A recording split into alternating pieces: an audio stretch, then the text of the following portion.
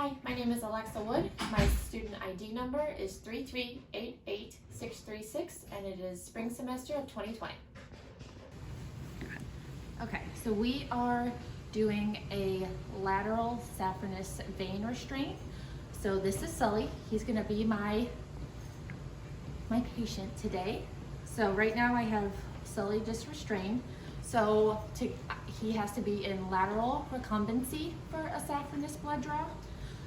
So to get Sully in lateral recumbency, I'm going to keep control of his head, and I'm going to put my left hand this way, grab his inside leg, keeping control of his head, grab that inside leg. Then I'm going to take this hand, grab this inside leg, and I'm going to roll Sully down my body, keeping control of his head the whole time. So now he's in lateral recumbency. So then to occlude the saphenous vein, we had to put some water on his fur to get down to it. I'm gonna take my hand in his hock and kind of give him a little squeeze like this. And then his saphenous vein is going to run this way. It's kind of hard to see.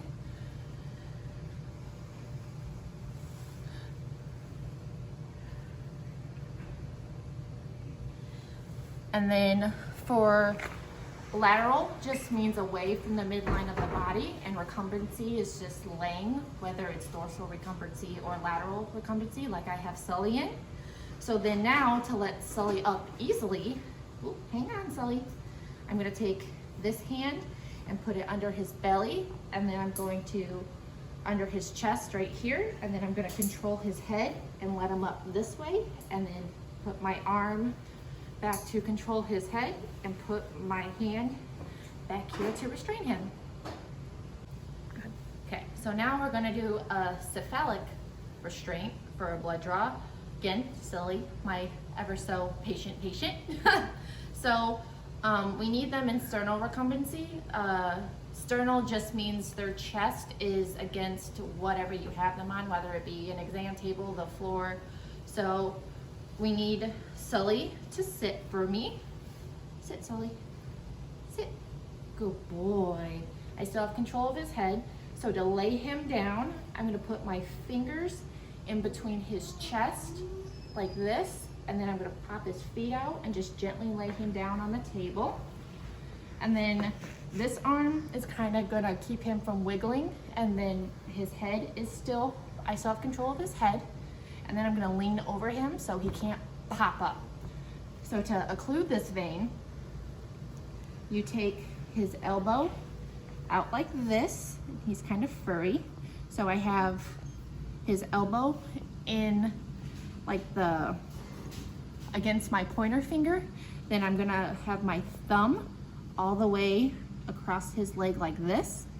And then to roll his vein, I'm going to pull my finger laterally, my thumb laterally, just a little bit so that vein pops out.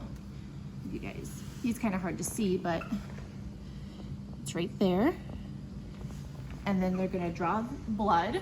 So then to let him up safely, I'm just gonna let this foot go back so he's comfy.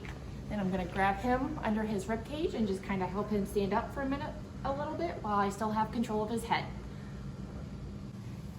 Okay. So this is Coop.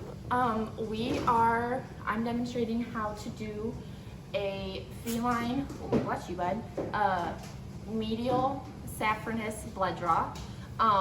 So Coop has to be in lateral recumbency for this. Lateral just means laying on his left or right side. Yes. And then recumbency just means laying. So in order to get Coop into lateral recumbency, I'm just gonna kind of pick him up while controlling his head and turn him this way from me, kind of get him in the middle of the table, because I'm gonna have him lay down. Good boy, Coop. And I have my body behind him, and I'm gonna kind of grab up by his shoulder so I can still control his head. And I'm gonna kind of grab his back hips like this, and I'm gonna roll him to the side, just like this. My hands are still against kind of like his jawbone so I can control his head. So then I'm gonna make sure that back leg is out. Oh, you're stuck on the towel, bud. So then I'm gonna grab his tail in his leg, and then to hold that, and then his saphenous vein, the medial saphenous vein is right here in his leg, and to occlude that, I'm going to kind of press into his hock with my pinky on the side of my hand to kind of pinch that off to get a good blood draw.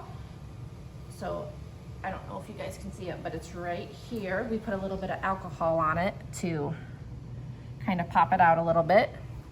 So then in order to get Coop back into sternal recumbency safely, I'm going to leave my hand here to control his head.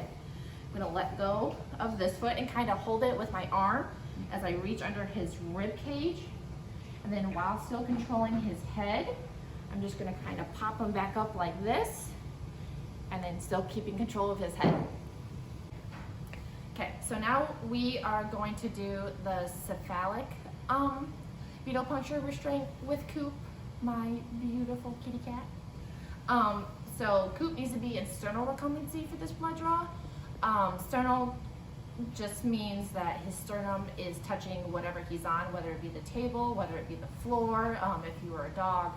And then recumbency just means laying again. So Coop has already decided that he would like to be in sternal recumbency for me. So as you can see, I still have control of his head. So in order to properly restrain Coop, I kind of have my arm on the left side. I have my other arm on the right side for now, holding under his head to control his head.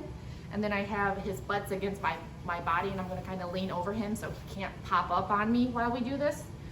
So I'm gonna take his leg and push back behind the elbow to extend that leg out, and then his cephalic vein is right on top of his leg right here. He's kind of fluffy, so it's hard to see, but right on top of his leg. And to occlude that, I'm going to kind of take my thumb and pinch off right here, in right where his elbow is on the top. And then to occlude that vein, I'm gonna pull my thumb laterally to kind of pinch that off so my other tech can get that good blood draw. So then to let Coop up safely, I'm just gonna let go of this arm so he can tuck this back in if he'd like. I still have control of his head. And I'm just gonna come down like this and keep control of his head until we're done with our procedure.